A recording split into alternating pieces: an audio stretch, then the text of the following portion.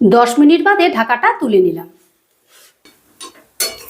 দেখো চালের জলটা অনেকটাই শুকিয়ে গেছে। এবার একটু উল্টে পাল্টে দিচ্ছি। একটু উল্টে পাল্টে দিয়ে দিচ্ছি স্বাদ মতো নুন, কিন্তু চালে যেহেতু নুন দেওয়া আছে একটু বুঝে দিতে হবে।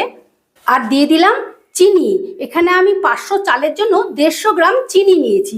তোমরা যারা মিষ্টি খেতে একটু বেশি পছন্দ করো সেই ক্ষেত্রে একটু বাড়িয়ে নেবে, আর যদি কম খেতে চাও তাহলে একটু কমিয়ে দেবে। এবার দিয়ে দিচ্ছি 3-4টে চেরা কাঁচা লঙ্কা। একই সাথে দিয়ে দিলাম ভেজে রাখা কাজু আর কিশমিশ। এবার সমস্তটা আবারও আমি বেশ ভালো করে মিশিয়ে দিচ্ছি।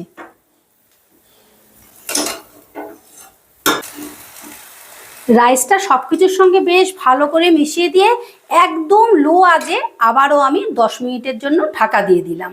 আর যদি মনে করো যে তলায় একটু লেগে লেগে যাচ্ছে, সেই ক্ষেত্রে একটা চাটু বসিয়ে কড়াটা বসাবে, তাহলে আর লেগে যাবে না। 10 মিনিট বাদে ঢাকাটা তুলে নিলাম। দেখো পোলাওটা পারফেক্টলি রেডি। চাল সুন্দর মতন বয়েল হয়ে গেছে আর কত ঝুরঝুরে হয়েছে দেখো। এবারে আমি গ্যাসটা অফ করে দেব। এই দেখো কতটা ঝুরঝুরে হয়েছে। এখন একটু যদিও ভেজা ভেজা মনে হচ্ছে, মানে আঠা আঠা মনে হচ্ছে, ঠান্ডা হলে কিন্তু একেবারে ঝুরঝুরে হয়ে যাবে। এবারে আবারও আমি হাফ চামচের থেকে একটু বেশি ঘি দিয়ে দিলাম। দিয়ে এটাকে আমি আবারও একটু ঘিয়ের সাথে বেশ ভালো করে মিশিয়ে দিচ্ছি। বন্ধুরা এই প্রসেসে একবার তৈরি করো, পোলাও দারুণ লাগে খেতে। একদম অথেন্টিক প্রসেসে আজকে আমি রেসিপিটা তৈরি করে দেখালাম। তোমাদের কেমন লাগলো অবশ্যই কমেন্ট করে জানিও। আচ্ছা, এবারে উপর থেকে দিয়ে দিচ্ছি অল্প একটু শাহি গরম মশলা।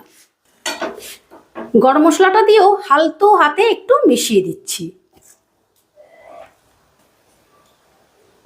বেশ ভালো করে মিশিয়ে নিলাম। এবারে 5 মিনিটের মতন স্ট্যান্ডিং টাইমে রেখে তোমাদের পরিবেশন করে দেখাচ্ছি।